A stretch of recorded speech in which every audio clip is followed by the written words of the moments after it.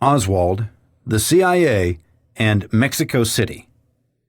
Written by Dan Hardway and Edwin Lopez, House Select Committee on Assassinations.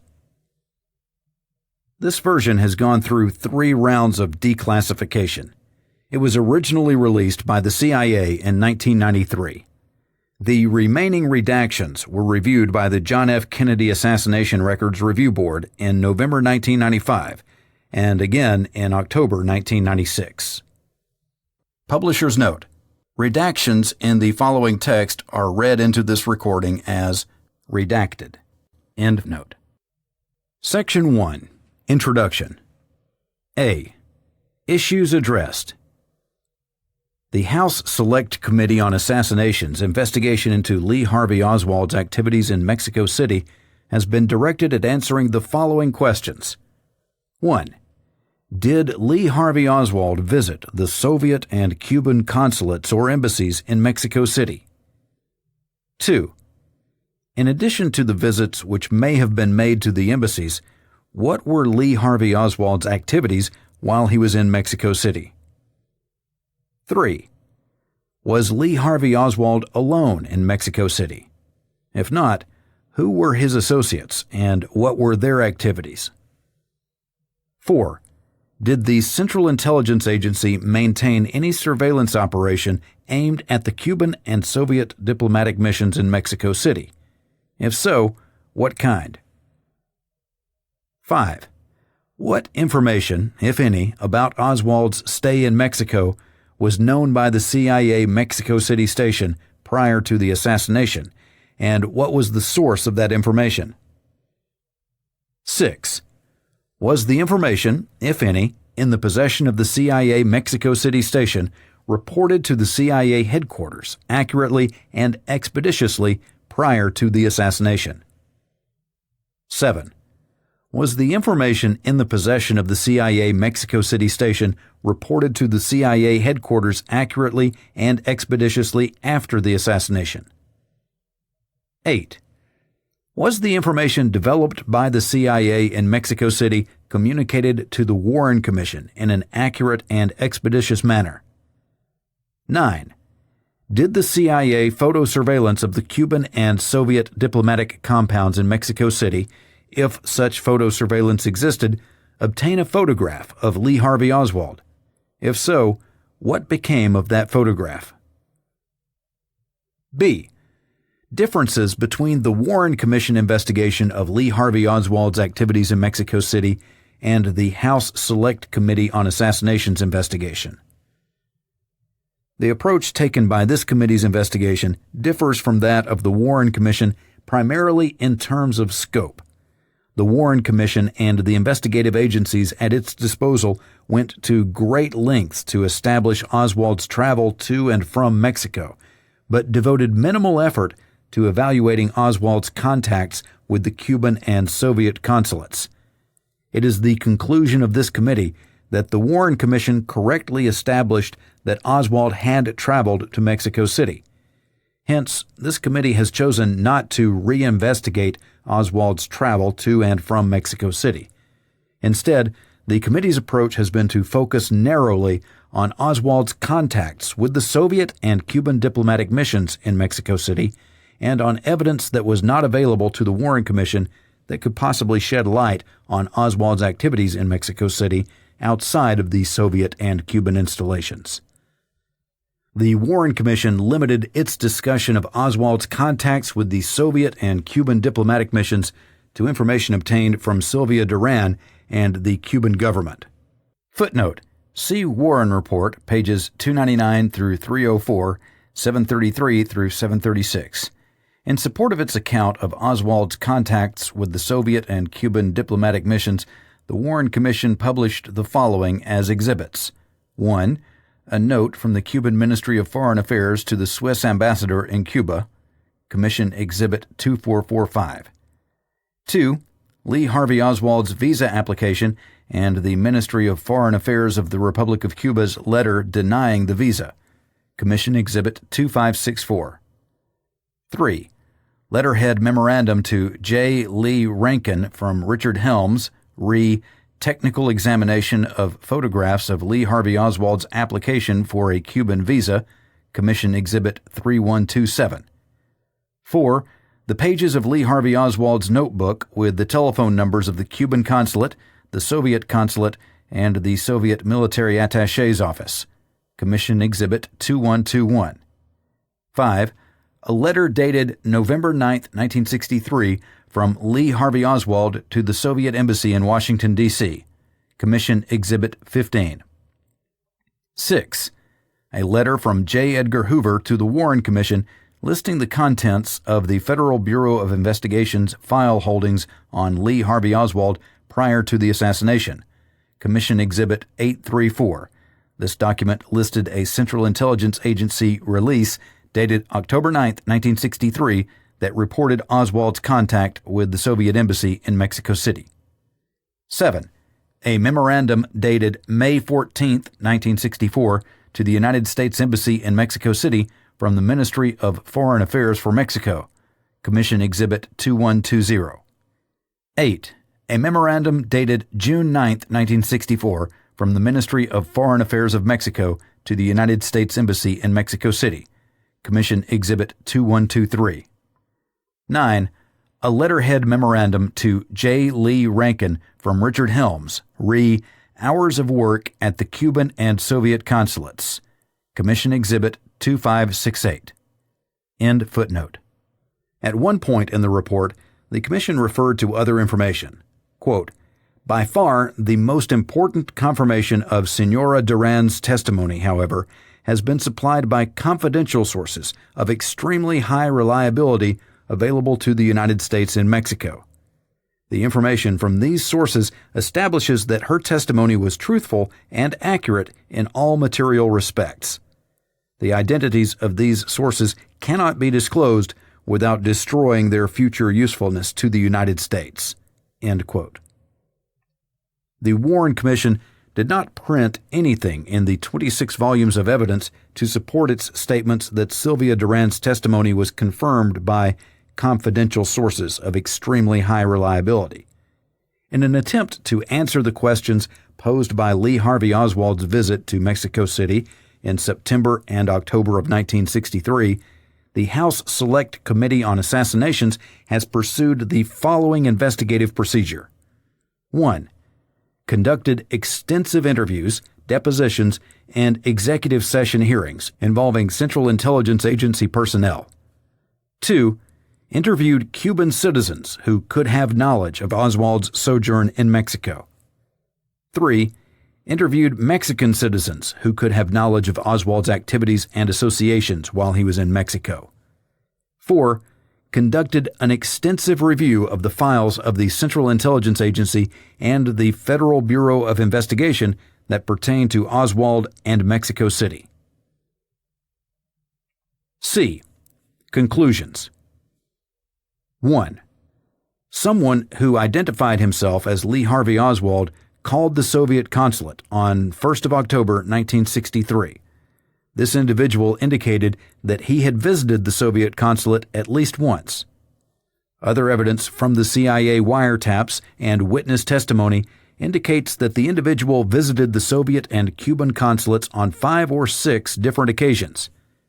While the majority of the evidence tends to indicate that this individual was indeed Lee Harvey Oswald, the possibility that someone else used Lee Harvey Oswald's name during this time in contacts with the Soviet and Cuban consulates cannot be absolutely dismissed. 2. This committee has not been able to determine Lee Harvey Oswald's activities outside of the Cuban and Soviet embassies with certainty. There is a report, which has not been confirmed, indicating that during his stay in Mexico, Oswald attended a twist party at the home of Ruben Duran Navarro, the brother-in-law of Sylvia Duran.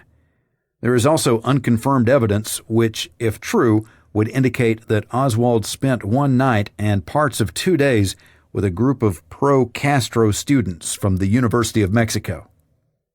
3. There is a report that Oswald may have been in the company of a tall, thin, blonde-headed man while in Mexico. This report has not been confirmed. If true, it is possible that this same individual may on occasion have used Oswald's name in dealing with the Cuban and Soviet consulates. The man's name, if there was such a man, is not known. 4.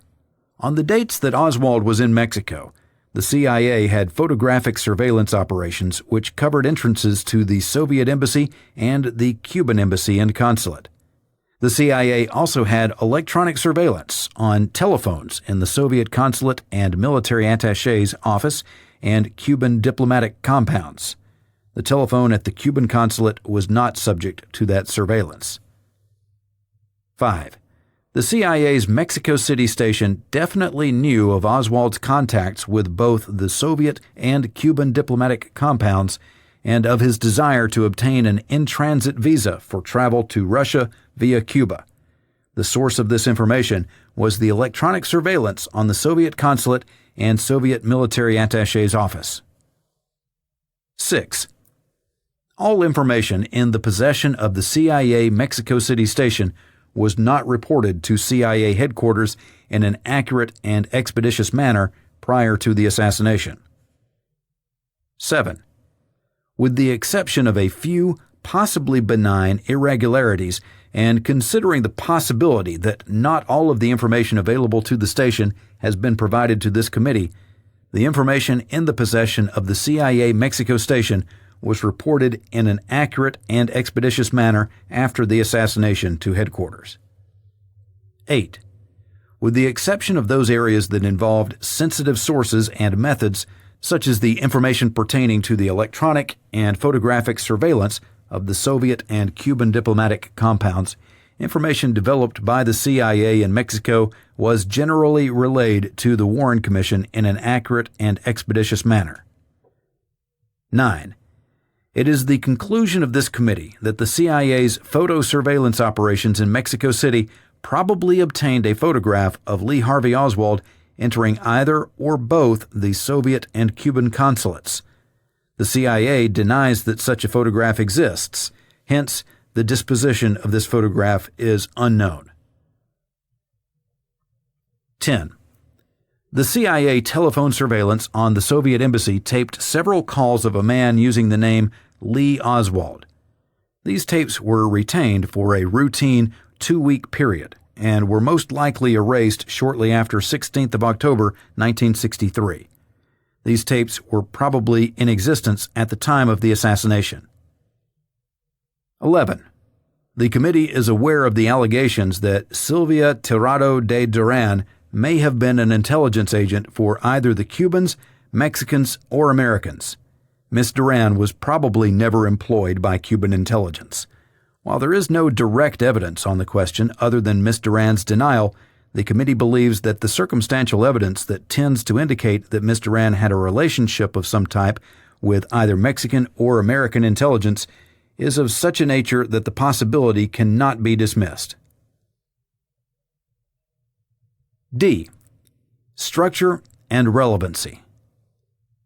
The following report detailing the results of this committee's investigation efforts regarding Mexico City is divided into general areas. 1. CIA surveillance operations in Mexico City during September and October of 1963. 2. Information about Lee Harvey Oswald's stay in Mexico City that was known prior to the assassination. 3. Reconstruction of the CIA Mexico City station and headquarters activity regarding Oswald prior to the assassination. 4. Mexico City reporting of information after the assassination. 5. Witnesses from the Cuban consulate. 6.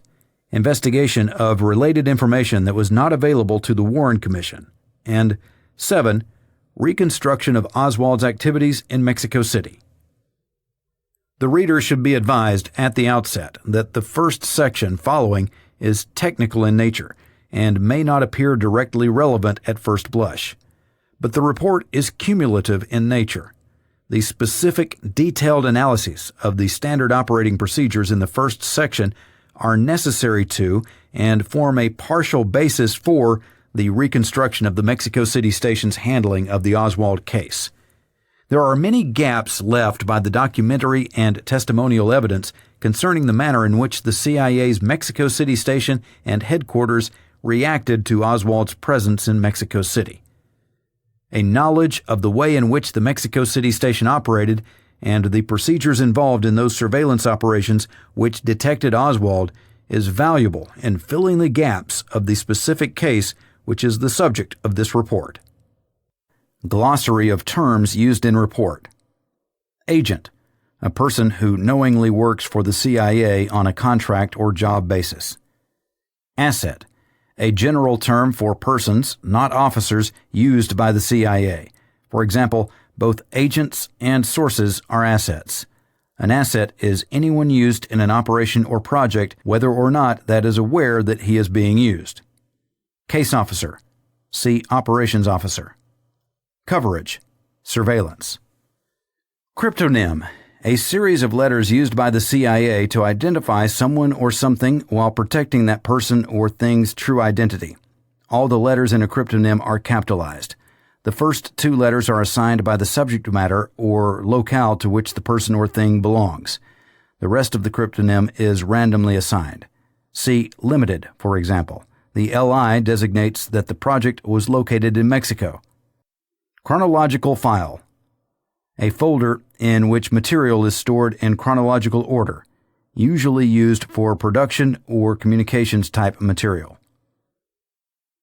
Electronic intercept base, house, apartment, or building that contains equipment used in intercepting and taping telephone conversations subject to electronic surveillance. FOIA, Freedom of Information Act. Lie empty, CIA cryptonym for photographic project aimed at the Soviet Embassy in Mexico City. Ladrode, CIA cryptonym pre-1964 for surveillance operation aimed at the Cubans in Mexico City. LI Lyric, CIA cryptonym assigned to one of the three bases which provided photographic surveillance of the Soviet Embassy in Mexico City. Limerick, CIA cryptonym meaning Soviet. Limited, CIA cryptonym of one of three bases which provided photographic surveillance of the Soviet Embassy in Mexico City. Lie Onion, CIA cryptonym for photographic surveillance operations aimed at the Cuban diplomatic compound in Mexico City after July 1964. Listening post, see electronic intercept base. Logs, a list of photographs taken and the times they were taken prepared by agents in the photographic base houses. Monitors, redacted, who worked in the electronic intercept base listening to conversations on telephone lines subject to wiretaps and summarizing those conversations they deemed to be important. Officer, CIA career employee. Operation, a sub-part of a project, often used interchangeably with project. Operations officer, CIA career employee, term usually used in connection with an employee with responsibility for a particular operation or project. Penetration agent, an agent who works inside a target institution. For example, redacted, worked for the CIA in the Cuban Embassy in Mexico City. P-file, designation assigned to a personality file in the CIA's Mexico City station, a file for the retention of information in written form arranged according to individuals' names. Photographic base, house, apartment, or building used for housing of photographic surveillance equipment and the agents who operate it, always located near the target. Pitched, made an effort to recruit as an agent, asset, or source. Production, materials or information generated by an operation or project. Project, a group or set of operations by the CIA aimed at a specific person, institution, or thing with the aim of collecting information, influencing behavior, etc. Project files, a folder for the retention of information generated by or relating to a project, generally broken down into 4 subfiles: developments and plans, production, support, and operations. Pseudonym, False name assigned to CIA officers for use in communication channels. Pulse camera. A camera with a shutter that is automatically tripped by a triggering device activated by changes in light density. Resuma. Daily summary of important conversations on surveilled telephone lines prepared by monitors in the listening post. Selected out. Phrase used when a Foreign Service officer is retired after having been in one grade for the maximum period of time and is not considered qualified for promotion to a higher grade. Source.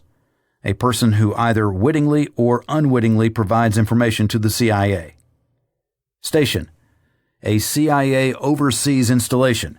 It is the headquarters for operations in a particular country and is usually located, redacted, the country in which it is situated. Subject file. Folder for the retention of information in written form arranged by the subject matter of the information contained. Target. A person, institution, or thing at which a project, operation, or pitch is aimed. VLS-2 trigger device. A machine which automatically triggers the shutter of a camera when it senses a change in light density, used along with a camera and a spotting scope in a pulse camera.